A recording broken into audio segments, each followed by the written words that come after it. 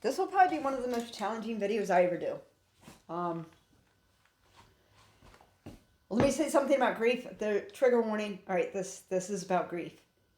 So if you've lost somebody and you have not gotten past it, or if you're struggling to get past it, this might help you.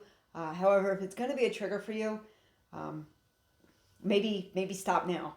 Anybody who's dealing or has somebody they love that's dealing with grief, people grieve on their own terms. So everybody says, "Oh, well, time's the healer." The time can only get you distance. It doesn't make things better. It makes it easier to cope with. So I had a therapist tell me once, and this is probably the best way to start. I had a therapist tell me once that I have a very unique way of dealing with death. And it actually goes down to a little bit of the Serenity Prayer. This is an obituary card, which we'll get to. We're just going to flip the camera around, and it says, "God, grant me the serenity to accept the things I cannot change, and the courage to change the things I can, and the wisdom to know the difference." Spoiler alert, okay. February 5th, 2003, completely changed my life. He was 25 years old, and we were in love. So short. Yeah, that's me at a much younger age, and that's him. So David Tyson III was 25 years old, like I said, and if you read down here, fiance of, well, that's me. Okay. It's not that it's hard for me to talk about. It's just that it was 21 years ago.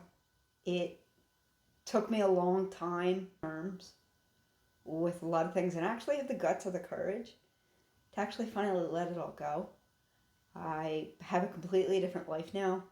I'm with another man, which most of you know, are currently trying to be of service to other people. And February 5th, my fiance was found dead by his roommate with pneumonia. For a long time, they thought it was a drug overdose. He was an addict. So if I wanted to get out, I think, or convey, is that if you're hurting because you're grieving, it takes time. Get grief counseling. It's there. I did go through a series of therapy. The simple fact that I definitely needed it. I don't know if this is going to help anybody. Therapeutic for me, finally letting go after 21 years of grief.